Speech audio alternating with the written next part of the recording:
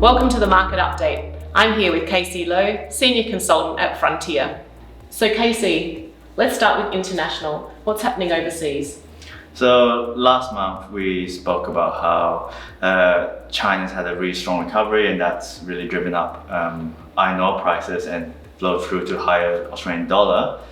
So since last month, we've had a virtual research trip to China, meeting with various financial market participants, just to get a better understanding of how China's recovery has developed from on-the-ground experts. And from the trip, I think the key finding there is that yes, the recovery has been really strong there, but like most other countries, it has been uneven. So consumer services sector are still being impacted by social distancing requirements. So their recovery has not been as strong as the rest of the economy. But broadly, it's been very strong. As a result of the strength in the recovery, it seems like the Chinese authorities have refocused on financial stability risk. And it's always hard to tell what's exactly happening in China, but when you look at data like their private credit growth, otherwise called total social financing in China, that growth number has appeared to peak. And then when you look at excavator sales in China for government infrastructure projects, those numbers are still strong, but they also appear to have peaked.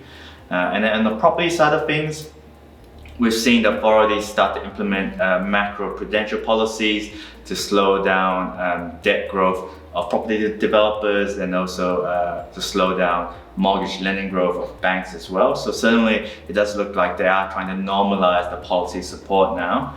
But at a global level, yes, China is slowing down, or the policy there is fading, but you do have the US offsetting that with their large stimulus coming through.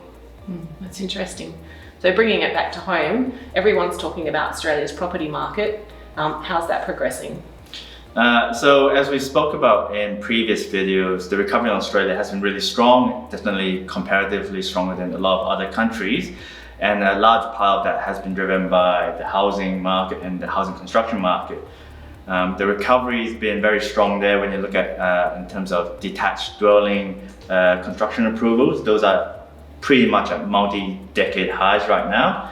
And then when you look at mortgage lending growth, those numbers are also near multi-decade highs.